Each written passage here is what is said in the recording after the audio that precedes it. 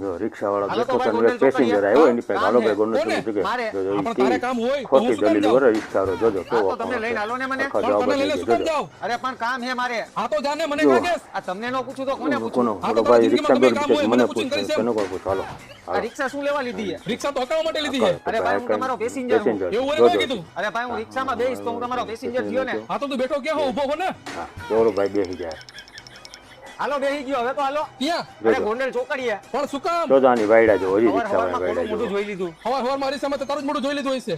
જો જાઉં હું નથી બેવું તમારી રિક્ષામાં. તો હાલી આગળ બોલો જોજો ને. શું થાય ઓલો બિચારો વયો જાય હમણાં ઓય ઊભો હવે રહે તો. જોજો તું મારી પાસે શું લેવા આવ્યો તો? રિક્ષામાં બેહવા હાટું. હા તો બેહી જા હાલ.